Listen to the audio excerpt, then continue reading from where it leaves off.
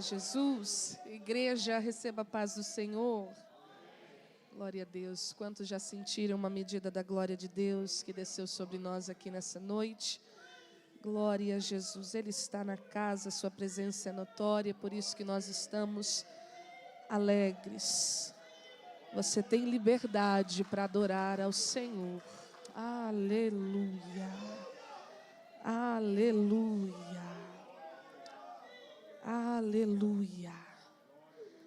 Onde o Espírito do Senhor está, ali a liberdade. É por isso que nós nos alegramos, porque já fomos visitados por essa glória que não merecemos, mas que nos alcança e nos persegue. O Senhor é bom. Na mesma alegria, irmãos, na mesma unção, abra comigo, por gentileza, a sua Bíblia. Quero fazer menção de um texto muito conhecido que se encontra no Evangelho de Jesus, escrito por Marcos, capítulo de número 12, a partir do versículo de número 41. Evangelho de Jesus Cristo, escrito por Marcos, capítulo de número 12, a partir do versículo de número 41. Quantos irmãos procuram? Eu quero aqui externar a minha alegria no Senhor, pelo privilégio, pela honra de poder voltar a esta igreja, voltar a essa cidade de Ribeirão Preto, ter o privilégio nesses dias de estar servindo este campo. Nós temos vivido nesses dias coisas extraordinárias da parte do Senhor, e eu me alegro porque reconheço que não sou merecedora, mas a sua misericórdia é o que tem nos trazido até aqui. Quero agradecer a pessoa do pastor Jairo, que Deus abençoe toda a confiança. Pastor, muito obrigada por mais uma vez ceder o altar da sua igreja. Pastor Gesiel, obrigada também pela confiança, que Deus continue abençoando o trabalho das suas mãos, e a todos os irmãos aqui da EADERP. Amém? Quantos acharam o texto? Evangelho de Jesus, escrito por Marcos, capítulo de número 12, a partir do versículo de número 41. Diga glória a Deus. Glória a Jesus. Diz assim a palavra do Senhor. E estando Jesus assentado defronte da arca do tesouro, observava a maneira como a multidão lançava o dinheiro na arca do tesouro. E muitos ricos depositavam muito. Vindo, porém, uma pobre viúva, depositou 2 pequenas moedas que valiam 5 réis, ou em outras traduções, meio centavo.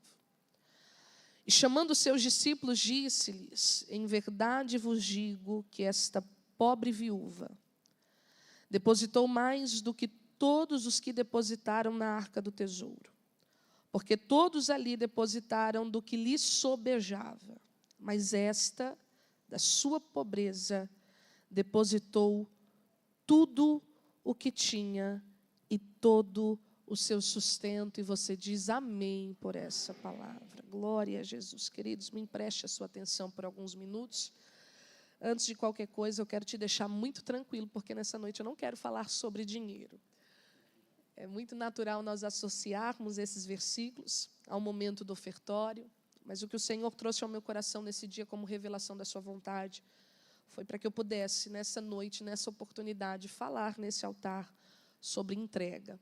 O que o céu bradou ao meu espírito enquanto eu buscava ao Senhor um direcionamento para este dia. O Senhor falava comigo sobre novos níveis, novas entregas.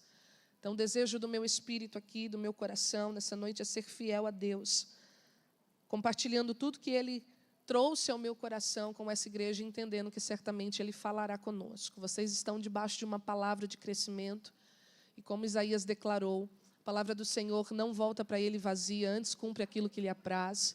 E nós sabemos que essa casa, essa igreja, certamente viverá o cumprimento dessa palavra. E todos aqueles que estiverem debaixo dessa palavra também desfrutarão do cumprimento da mesma. Olha aqui para mim, texto muito conhecido. Jesus, nos momentos que antecedem já o final do seu ministério, o final do seu ministério que de fato também é antecedido por um momento de entrega total da sua vida em carne, nós vamos perceber que nos últimos minutos, nos últimos instantes, nas últimas oportunidades que Jesus tem na terra, Jesus deseja ensinar algumas coisas aos seus discípulos, e Marcos, escrevendo e relatando alguns acontecimentos, vai considerar importante eternizar essa história, que certamente nos ensina algumas coisas, e dentre elas é sobre isso que eu quero conversar com essa igreja nessa oportunidade.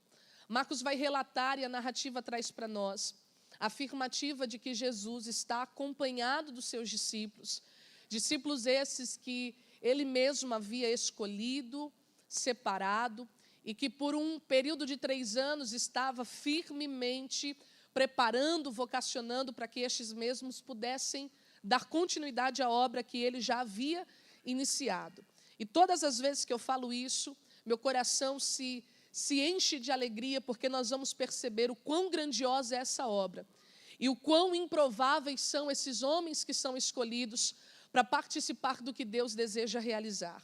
Uma obra tão grandiosa que Cristo poderia fazer sozinho, mas deseja convidar homens extraordinariamente comuns para que pudessem trabalhar com Ele, aprender com Ele, se assentar à mesa com Ele e também dar continuidade àquilo que Ele estava realizando. Cristo está acompanhado dos seus discípulos e aqui o cenário é de um ambiente de culto. A Bíblia diz para nós que Jesus está de frente à Arca do Tesouro, no pátio que nós vamos reconhecer aqui no lugar do templo, no pátio das mulheres. Aqui Jesus está acompanhado dos seus discípulos e perceba que nesse ambiente de culto, nesse ambiente de entrega, diferente de todas as outras vezes que nós vamos perceber que quando Cristo se faz presente, nós usamos isso até como jargão, mas também como base de fé, entendendo que aonde Jesus se faz presente, alguma coisa acontece, sim ou não? Quantas vezes nós já não declaramos isso com uma certeza de que onde estiverem 2 ou mais reunidos, no nome dele, ele se faria presente. A sua presença é uma certeza, mas há uma diferença muito grande da presença de Cristo em um ambiente e da sua manifestação por meio das suas obras. Nós vamos perceber que a presença de Jesus para nós, como igreja nesse tempo, é uma certeza, é uma promessa. Ele mesmo declarou: eis que estarei convosco todos os dias, até a consumação dos séculos. Ele é Deus Emanuel, é Deus que está conosco. Todo aquele que certamente busca a sua presença não caminha só. E toda reunião que carrega o seu nome também carrega a sua presença. Mas diferente de outras vezes e de outros relatos, que nós vamos perceber que Jesus presente em um ambiente, marca esse ambiente com algum feito, algum milagre, ou até mesmo com uma mensagem, com uma palavra, nós vamos perceber que diferente de todas as outras vezes, nesse culto Jesus está presente, mas ele não se revela diretamente. Jesus está presente, mas ele não se manifesta. Jesus está presente, mas o texto, e Marcos escrevendo vai ser muito categórico, diferente de Lucas quando traz essa narrativa, ele vai dizer que Cristo estava no pátio de frente à Arca do Tesouro, no pátio das mulheres, só que ali ele não estava pregando, não estava curando, não estava libertando, mas o texto diz que ele estava observando. Eu vou repetir isso aqui para alguém entender. O texto diz que ele está presente, mas presente não prega, presente não cura, presente não decide fazer algo, presente não decide libertar ou fazer algo diferente, mas na sua presença ele permanece observando.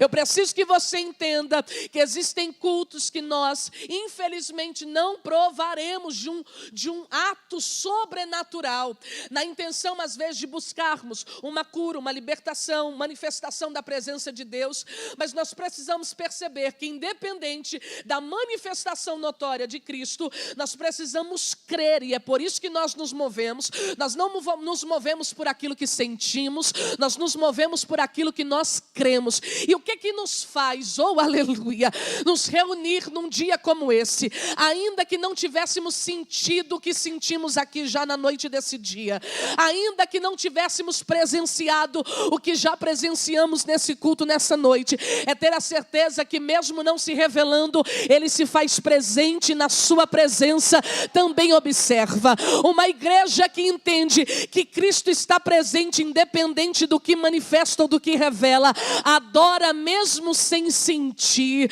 glorifica mesmo sem ver nada, levanta a mão e oferece o seu melhor, porque mesmo que ele ainda não tenha se revelado, há uma certeza e uma fé convicta de que ele está presente, ele está nos observando. entendemos que a presença daquele do qual nós viemos cultuar está presente, ele observa. A gente vai entender, alguém pode não dar nada, é só um culto na semana. Não, ele está me observando, e dependendo do que ele vê, oh, aleluia, dependendo do que ele presenciar, dependendo da lágrima que ele colher, oh, aleluia, dependendo do que ele decidir registrar na eternidade, não será só um culto, não será só um louvor, não será só uma adoração, será a oportunidade de mostrar para ele o porquê é que você veio. Jesus está presente no ambiente de entrega, no ambiente da adoração, mas aqui, nesse dia, nesse culto, não tem cura, não tem salvação, não tem uma mensagem revelada, mas tem um Cristo que observa. E o texto diz para nós que, observando, esse Jesus vai se atentar a dois tipos de público presente nesse culto e a dois tipos de comportamento. E quais são? Marcos vai dizer que a primeira coisa que Jesus observa é que naquele ambiente de entrega, naquele ambiente de adoração, existiam homens ricos que ofertavam, que no momento da entrega, que no momento de adorarem com as suas ofertas, eles deitavam sobre a arca do tesouro, ou em outras traduções, no gasofilácio. Eles deitavam muito, mas o texto diz que o muito que eles deitavam era de tudo aquilo que lhes sobejava, era resto, era sobra. E a segunda observação que Cristo vai fazer é percebendo que nesse mesmo ambiente de entrega, nesse mesmo ambiente de culto, nesse mesmo ambiente de adoração, existe também a figura de uma mulher que é pobre e viúva. E isso aqui faz com que toda a interpretação do texto traga para nós segredos, a fim de que nós possamos aprender com a postura dessa mulher o que de fato é uma entrega. A Bíblia diz que essa mulher é pobre e é viúva, e ela sai do seu lugar a fim de ir até a arca do tesouro, ao gasofilácio, e ela vai também entregar alguma coisa. Só que diferente desses homens, o texto diz para nós que ela entrega pouco, mas o pouco dela é o seu tudo. Ela entrega pouco, mas o pouco dela não é irrelevante. Ela entrega pouco, mas o pouco dela é tudo que ela tem. E esse pouco são 2 moedas, que em outras traduções diferentes da que eu estou hoje, vai dizer que valia meio centavo. Jesus vai observar. Observando, ele vai fazer algumas considerações. E considerando o que observa e o comportamento daqueles que ele vê, ele vai virar para os seus discípulos e vai ministrar em cima desse comportamento. Quando eu li isso aqui, o Espírito de Deus me disse uma coisa: filha, existem posturas e posicionamentos que servem como exemplo do que se deve fazer. Mas também existem posturas e posicionamentos que se eternizam como exemplo do que não se deve fazer. Existem pessoas que vão construir um legado, e esse legado vai nos atingir diretamente ao ponto de nos inspirar a fazer coisas para agradar o coração de Deus. Mas existem figuras na Bíblia que vão ter a sua história eternizada, a sua vida eternizada como exemplo, mas não como exemplo do que deve se seguir, mas o exemplo do que não se deve fazer. E isso, na verdade, não cabe a Deus, mas cabe a nós entender qual lugar nós iremos ocupar. Seremos referência do que se deve fazer ou nos tornaremos exemplo do que não devemos seguir? Esse Jesus vai olhar, virar para os seus discípulos e a partir desse comportamento vai tirar 2 lições. A primeira que eu quero que você entenda é algo muito grandioso. O texto diz para nós que ele vai observar essa viúva que se levanta para entregar uma oferta no gasofilácio, no altar, na arca do tesouro.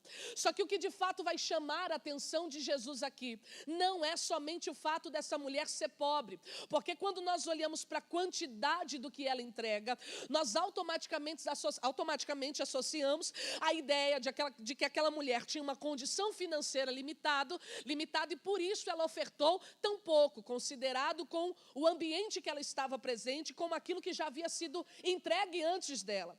Nós vamos perceber que o que de fato chama a atenção desse Cristo, que nesse culto não prega, mas observa, que nesse culto não cura, mas observa, que nesse culto não salva, mas observa. O que nós vamos perceber perceber é que esse Cristo tem o seu coração ganhado pela atitude dessa mulher, não é porque ela tem uma condição financeira limitada e está dando tudo o que tem naquele momento, mas é porque, além de ser pobre, o texto diz que essa mulher é uma viúva.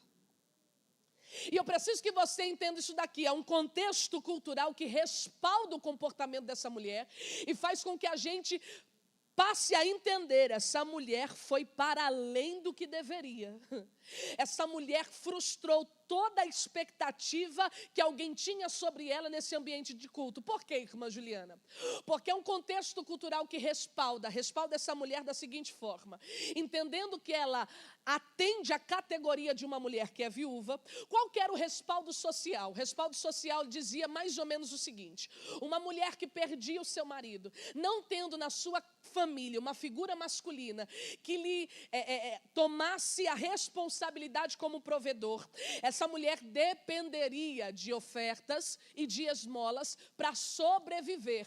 Qual é o respaldo social? O respaldo é o seguinte: se essa mulher não tem dentro da sua casa uma figura masculina para ser o seu provedor, para cuidar de você, essa mulher ficava à margem da sociedade. Era ela que dependia de esmola, era ela que dependeria de oferta da sociedade num todo para poder se manter. E qual que era aqui o costume? Entendendo que se essa mulher não tem uma figura masculina, não tem quem provê sobre a casa dela, não tem quem cuide dela, há aqui uma limiar que garante, na verdade, tira todo o fardo de obrigatoriedade dessa mulher ofertar.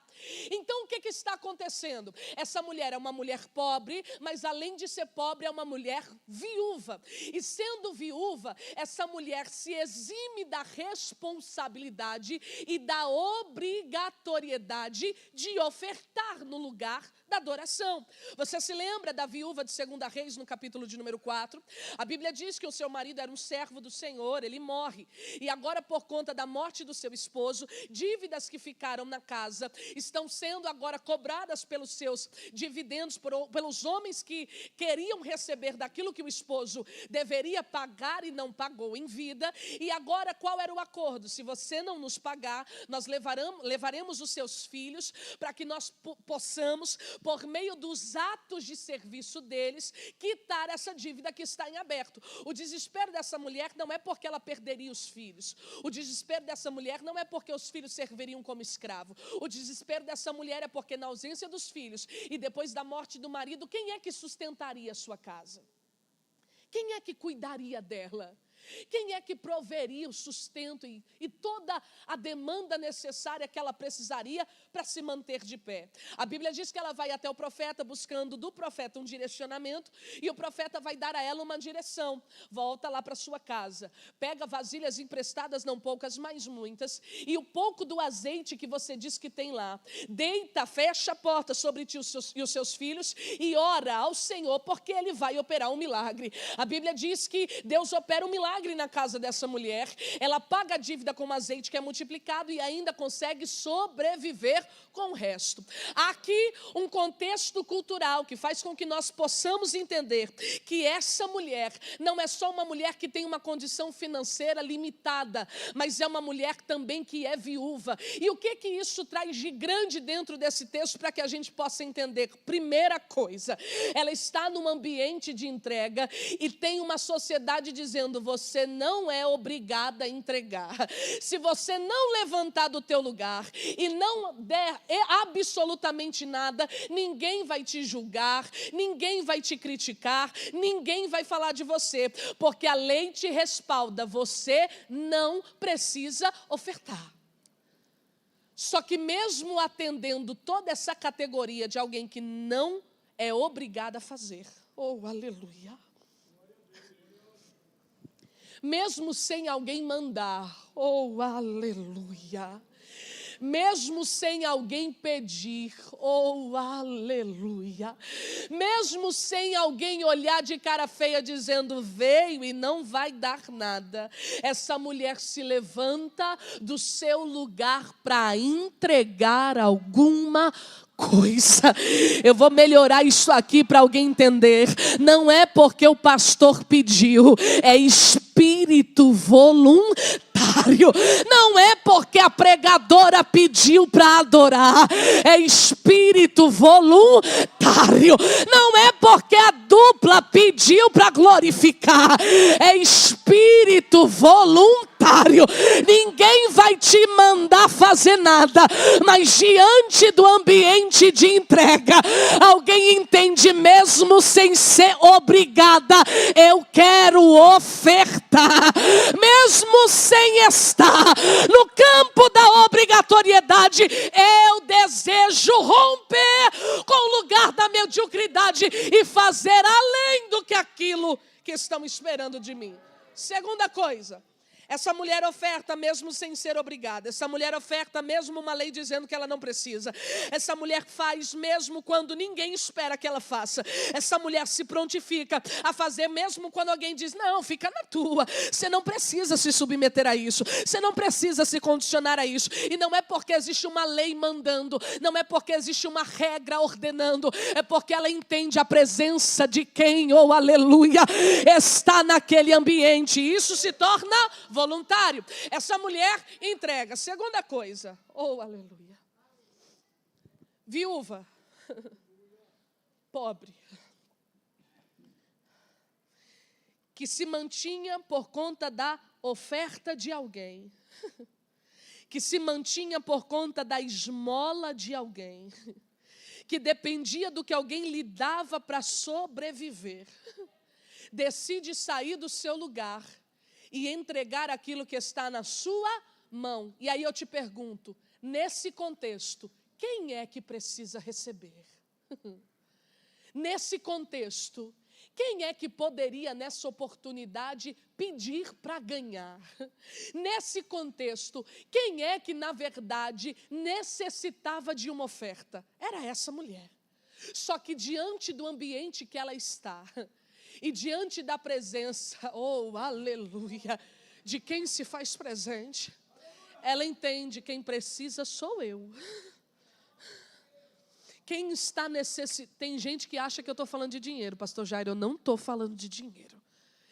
Ela está nesse ambiente, ela reconhece, quem precisa receber sou, mas mesmo precisando receber, eu decidi entregar.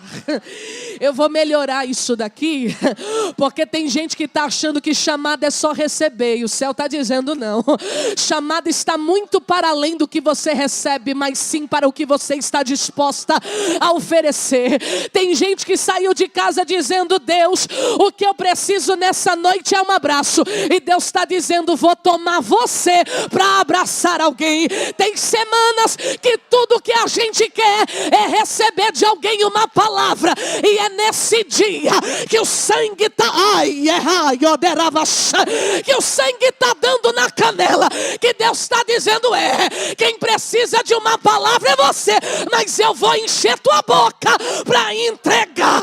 Tem tempos que quem precisa somos nós, mas há uma hombridade tão grande nessa mulher, dizendo, eu sei do que eu preciso, mas eu sei mais ainda do que eu estou disposta a oferecer. Levante a tua mão, porque o tempo do crescimento não é para quem quer receber, é para quem está disposto a entregar. Jesus, segura na mão desse crente que está do teu lado e diz, está disposto a entregar? Está disposto a entregar?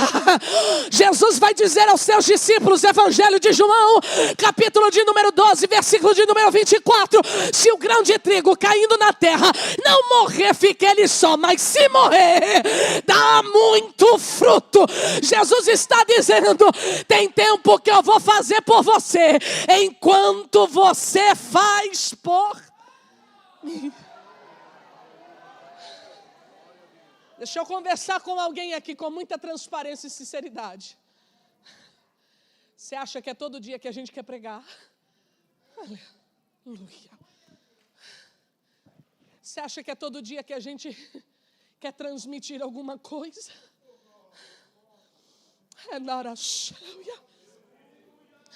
A gente faz por obediência. Porque tem dia que a gente está sangrando dizendo, Deus, como é que eu dou, sendo que quem precisa sou eu. Essa mulher levanta do lugar dela para entregar, e alguém está olhando e está dizendo, vai entregar o quê?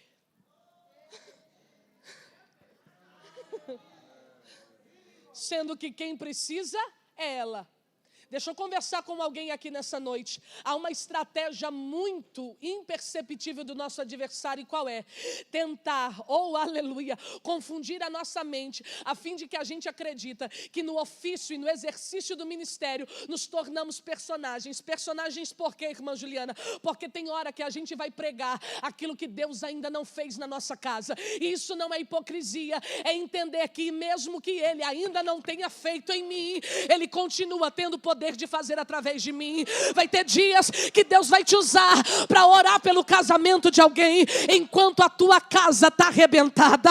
Vai ter dias que Deus vai te tomar para pregar para alguém e vai ganhar a vida de alguém do lado de fora enquanto vidas dentro da tua casa estão sendo perdidas. Vai ter dias que o Senhor vai te usar para colocar a mão numa enfermidade e instantaneamente curar enquanto o teu diagnóstico é positivo. E o inferno está dizendo, olha lá, está pregando o que não vive, está falando do que não provou. E o céu está dizendo, não, é gente precisando, mas entregando. É gente é gente entendendo, quem precisa sou eu. Mas eu decidi entregar para Ele primeiro.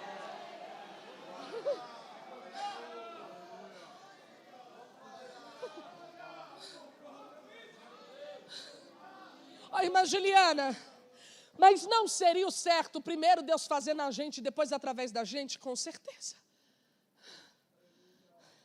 Mas não seria o certo a nossa casa estar intacta e depois Deus nos levantar? Com certeza. Mas o que eu quero que você entenda é que Deus não limita o seu poder por conta da sua história. Vai ter coisas que Ele ainda não realizou em você. Eu ia dar a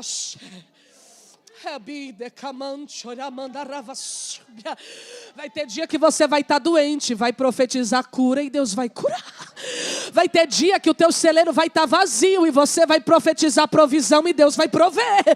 Vai ter dia que o saldo vai estar negativo e Deus vai te usar para abençoar a vida de alguém. Deus vai abençoar. E o que é isso? Hipocrisia? Não.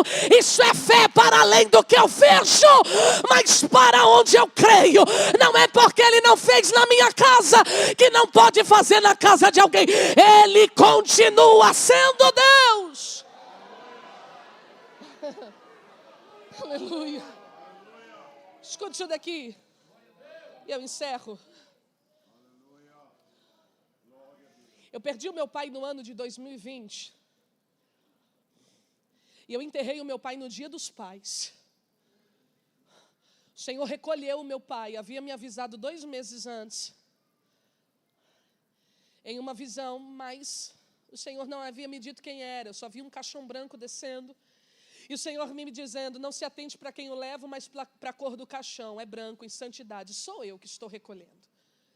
E eu me lembro que quando eu perdi, houve um abalo emocional muito grande. Eu estou dizendo isso aqui para que alguém entenda. Não estou contando história. Eu sei que Deus está conversando com alguém aqui nessa noite. Houve um abalo emocional muito grande. Meu pai sofreu um infarto fulminante. Fechou os olhos e foi com Jesus. Sem sentir dor, sem sofrer absolutamente nada. Mas para nós que ficamos foi um choque, porque como administra do dia para a noite uma perda tão grandiosa, uma perda tão impactante. E eu me lembro que depois de vivenciar o meu luto, sofrendo um impacto emocional, o Senhor permitiu que eu viesse a viver um período depressivo, um período de depressão. E o Senhor me ensinou nesse período que o meu nível de espiritualidade não anula a minha humanidade. Eu continuo sendo gente. Tem gente que diz, vai orar, é falta de oração. Não, você é humano. Corpo, alma e espírito. E eu me lembro que nesse processo, o Senhor permitiu com que eu vivenciasse isso. Bebesse desse cálice amargo e fosse experimentado nesse segmento, ainda entendendo muito sobre vida emocional, conhecendo muito sobre poder de oração, entendendo muito sobre a vontade de Deus e sem questionar o que Deus havia feito. Mas emocionalmente eu estava sentindo o peso daquela perda e estava tudo bem. E eu me lembro que por não conseguir administrar emocionalmente. Alguns compromissos ministeriais foram postergados, cancelados. E eu me lembro que quando eu retomei ao altar, ainda fazendo uso de algumas medicações, acompanhamento psicológico, para conseguir administrar aquela demanda emocional, eu subia no altar e Satanás soprava no meu ouvido: prega agora que Jesus cura enquanto você está doente. Prega agora que Ele dá alegria enquanto a tua alma está sangrando. Prega agora que Ele é a tua força enquanto você está fraca. Prega agora que Ele salva, que Ele tira pessoas do limbo enquanto você está nesse lugar. Satanás olhava para mim e dizia: você é uma mentira.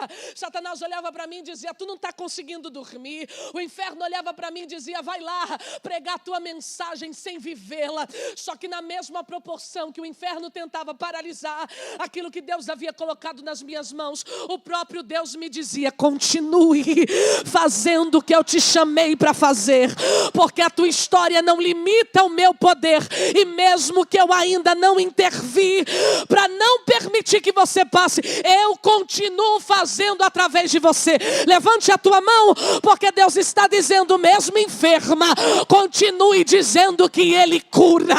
Mesmo triste, continue dizendo que a alegria do Senhor é a nossa força. Mesmo passando no vale da sombra da morte, declare: 1000 cairão ao meu lado e 10.000 à minha direita, mas eu não serei atingido. Mesmo com esse deserto e nesse processo, continue dizendo: Ele é Jeová Jireh, Ele é Deus que providencia, porque enquanto você faz por Ele, Ele fará por você. Segure na mão de alguém e diga: mesmo precisando, entrega. Mesmo precisando de um abraço, se Deus te tomar aqui para abraçar, abrace. Mesmo precisando de uma palavra, se Deus te tomar aqui, entregue. Porque enquanto você faz por alguém, Deus fará. A igreja que crê já está aqui. A igreja que adora, independente do que passa, está aqui. Nós não somos movidos por bênçãos, nós somos movidos pela sua bondade e pela sua misericórdia. Terceira coisa, e eu encerro, que chama a atenção do nosso Senhor Jesus, é que os homens que anteciparam a entrega dessa mulher, o texto diz que eles ofertavam muito. E esse muito aqui, na verdade, ele só era identificado pelo barulho que a oferta fazia quando caía na arca do tesouro. Perceba que aqui não há uma exposição direta do quanto se dá, mas há uma denúncia evidente por conta do barulho que é realizado na hora da entrega. Moedas de prata, gasofilaste, um objeto grande de madeira com uma tampa que selava e um espaço na parte de cima para que as ofertas fossem depositadas. Alguém ia até a arca do tesouro e entregava. E como é que alguém sabia a quantidade do que alguém entregou? Pelo barulho que aquilo fazia. Aí vem essa mulher que não é obrigada, mas decide entregar. Que é ela que precisa, mas ela decide oferecer. E que não tem muito, tem pouco, mas o pouco que dá é tudo. Ela vai, pastor Jairo, eu fico imaginando essa cena na minha mente. Ela saindo do lugar e rompendo com a expectativa de alguém que achava que era ela que ia pedir. Ela saindo do lugar e rompendo com a expectativa de alguém que reconhece que é ela que precisa, mas está indo oferecer. E aí, ainda mais, além de tudo isso, essa mulher está saindo do lugar e não é para entregar o que vai fazer barulho. 2 pequenas moedas. Eu fico pensando isso dentro do templo. O barulho que foi feito quando essas 2 moedas caíram dentro do gasofilácio. Um barulho irrelevante, sim ou não? Que não chamaria a atenção de ninguém. Que não provocaria olhares de ninguém. Que não faria ninguém, depois do culto, dar um tapinha nas suas costas, dizendo: você é o cara. o que você entregou hoje fez barulho demais. Não. Ela entende que é pouco, mas ela entende que o seu pouco não é sobra. Oh, aleluia. Ela entende que o seu pouco não é resto. Oh, aleluia. Ela entende que o seu pouco é o seu tudo. E mesmo que diante do templo, o seu tudo não faça barulho na terra. Aleluia. Alguém está dizendo, vai cantar por quê se a tua voz não chama atenção? Vai pregar por quê se você ainda não tem conhecimento suficiente? Vai fazer a obra por quê sendo que ainda nem está tão preparada? E Jesus está dizendo, entrega o teu tudo, mesmo que o teu tudo seja pouco, mesmo que o teu tudo não faça barulho na terra, a tua fidelidade, ai, rebaio, a tua fidelidade está fazendo barulho no céu, diz o Senhor.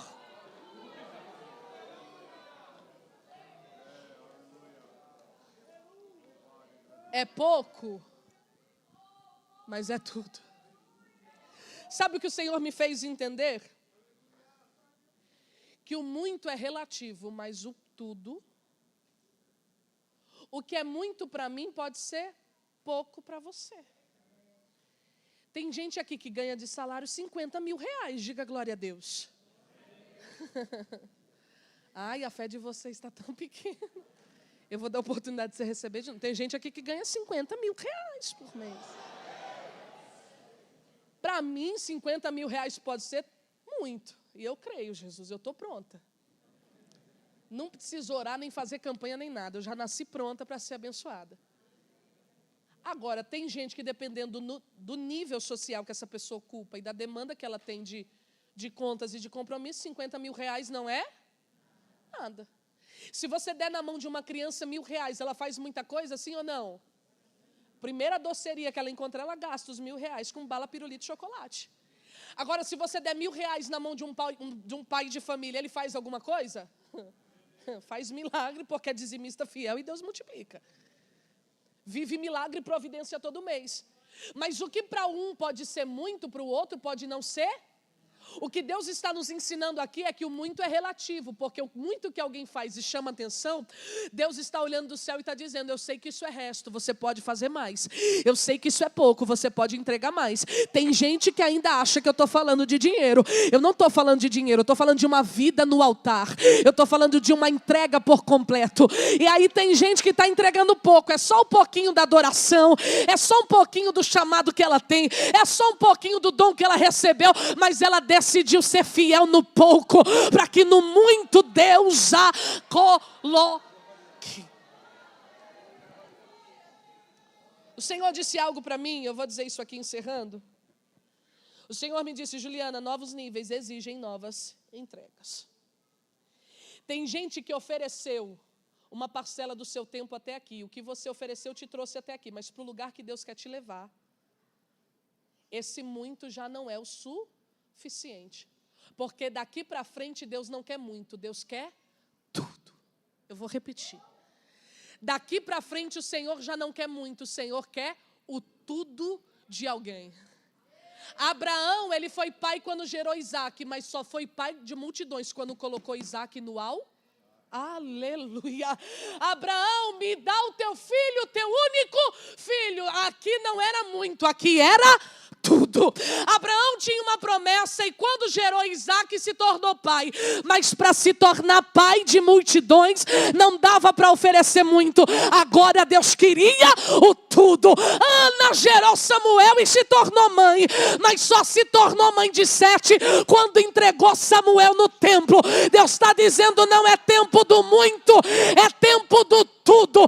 Não é tempo mais de fazer o que dá, é tempo de se entregar completamente. Deus não quer o teu dinheiro somente.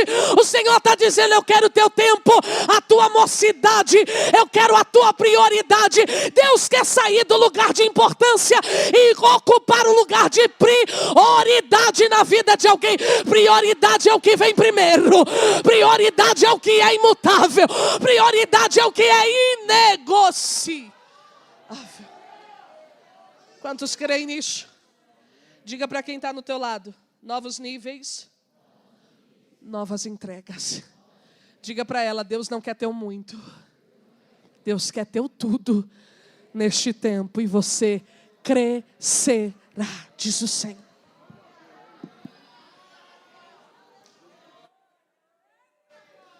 Glória a Jesus. Fique de pé do seu lugar, por gentileza. Vamos encerrar com uma oração. E um convite que certamente é muito especial. Aleluia. Eu quero fazer uma oração muito intencional aqui nessa noite, com a permissão do pastor Jairo. Você que porventura saiu da presença do Senhor Jesus. Você que porventura olhou para a luta, olhou para a dificuldade, olhou para a prova. E não conseguiu permanecer, mas você está nesse culto aqui nessa noite. O sacrifício que Paulo vai estabelecer como padrão à igreja dos Romanos não é mais um sacrifício por meio de um animal, não é um sacrifício por meio de uma quantia, mas é um sacrifício vivo que representa a nossa vida no altar de Deus. Irmã Juliana, eu me afastei dos caminhos do Senhor. Ou eu ainda não tomei a decisão de entregar a minha vida e reconhecer o Senhor Jesus Cristo como meu único e suficiente Salvador. Você que está em nosso meio. E eu não vou dizer que deseja, porque muitas das vezes a nossa carne terrena, a nossa humanidade carnal, ela não quer se dobrar, como já foi lido aqui nessa noite. Quantas das vezes nós somos guiados pela carne e não pelo Espírito, e ter uma vida guiada pelo Espírito exige um esforço muito grande, um nível de comprometimento. E talvez por conta do nível que você está, você não tenha força suficiente para dizer que deseja, mas você compreende que necessita. Eu pergunto aqui nessa noite, não é quem quer se reconciliar ou quem quer fazer com Cristo uma aliança, porque querer você não quer, querer você quer permanecer pecando, porque você entende que isso tem trazido alegria para a tua alma, para a tua carne, mas tem trazido tristeza para o teu espírito. Irmã Juliana, não é o que eu quero, mas é o que eu preciso. Eu preciso me reconciliar nessa noite. Eu preciso entregar a minha vida para Jesus. Tem alguém em nosso meio que deseja nesta noite tomar esta decisão e ser uma oferta que não vale muito, mas uma oferta que é tudo. O teu pouco nessa noite, ele pode ser o seu tudo. Oh, aleluia! Oh, aleluia, já tem jovens vindo se render ao altar do Senhor e a igreja que é salva se alegra na salvação de um escolhido. Oh, aleluia. Talvez você está sentado do lado de alguém que você sabe que por algum motivo não está firme com Jesus. Segura no braço dele e diz, esse culto foi para você, Jesus pregou para ti nessa noite. E diz, eu sei que talvez te falte força, mas eu vou lá com você. Eu vou te levar lá. Seja um missionário de Cristo aqui nesse lugar e me ajude, porque Deus está fazendo uma obra espiritual nessa noite, nessa casa. Quantos acreditam que Deus está trabalhando aqui nesse lugar? Diga glória a Deus.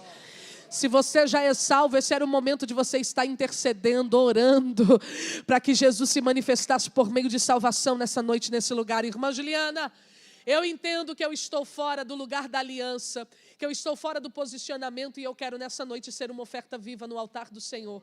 Eu quero retomar com Cristo a minha aliança, eu quero entregar a minha vida no altar. Tem mais alguém aqui nessa noite? Corre aqui para o altar. Oh, aleluia, oh, aleluia, oh, aleluia, oh, aleluia, oh, aleluia. Deus está salvando aqui, igreja. Deus está salvando aqui nessa noite. Aleluia, aleluia, aleluia, Espírito Santo da verdade. Mais alguém, irmãos? Mais alguém? O inferno está dizendo na mente de alguém, depois de tudo que você fez, você vai lá fazer o quê? Vai dar errado de novo, você não vai conseguir se firmar de novo, vai passar vergonha de novo. Só que o Senhor está dizendo, eu estou recebendo pouco, porque eu sei que esse pouco é tudo. O Deus que nós servimos é um Deus de Jeremias 18, que não descarta o vaso que se quebrou, mas refaz esse vaso conforme o seu querer e a sua vontade. Mais alguém em nosso meio? Eu estou vendo um movimento lá atrás. Aleluia. Ô irmão, eu estou numa Assembleia de Deus que se alegra com a salvação de um escolhido. Aleluia! Tu é Deus que salva, Jesus. Tu é Deus que entra e faz o que o homem não pode fazer. Tem decreto sendo quebrado nessa noite. Tem sentença sendo revogada. Tem promessa sendo renovada. E Deus fazendo nova todas as coisas na vida de alguém. Mais alguém? As portas da salvação estão abertas. Nós queremos também, após essa oração, apresentar a vida da irmã Karina, que pede oração para sua mãe. Irmã Madalena, que está aniversariando hoje. Irmã Cida pede oração para o cantor Abel Porto, que sofreu um infarto e amanhã passará por uma cirurgia de risco. Eu preferiria, pastor Gisiel, passar essa oração, tanto por eles, quanto pelos pedidos para o pastor. Pode ser, pastor? Amém, amém. Senhor, estenda as tuas mãos para cá. Nós nos alegramos, porque a tua palavra alcançou o teu alvo nesta noite. Nós glorificamos o teu nome, porque nós estamos provando hoje da tua misericórdia, do teu favor e da tua bondade. Deus, aqui estão os teus filhos, dos quais a corda da tua graça trouxe para o teu altar na noite desse dia. Deus, escreve uma nova história, vai anulando toda a sentença que o pecado e que a queda, Espírito Santo de Deus, tem tentado trazer com a morte espiritual e em muitas áreas da sua vida. Derrama o teu sangue sobre eles nesse lugar e estabelece um novo tempo. Segura na mão dos teus filhos e vai dando força para eles te servirem até o soar das trombetas, para que eles ouçam assim como a tua amada igreja: vinde benditos de meu Pai e possuí por herança o reino que vos está preparado desde a fundação do mundo. Pai, nós abençoamos, Senhor, a nossa irmã Madalena, que está aniversariando hoje. Jesus, que privilégio passar o dia do aniversário na tua presença. Vai concedendo a tua serva bênção sem medida, vai dando a ela aquilo que o dinheiro não compra, aquilo que não se encontra na prateleira dos homens, e vai fazendo por ela aquilo que só o Senhor sabe fazer. Pai, nós te pedimos também, sobre o pedido da tua irmã Cida, vai de encontro a este vaso, ó Deus, a este moço que passará por cirurgia amanhã. Toma a mão dos médicos, ó Deus, vai tomando aquele andar daquele hospital nas tuas mãos e vai trazendo vida, que o espírito da morte bata em retirada e que grande seja o testemunho que o Senhor venha realizar por meio dessa situação. Glorifica o teu nome, é o que nós te pedimos, crendo e te agradecendo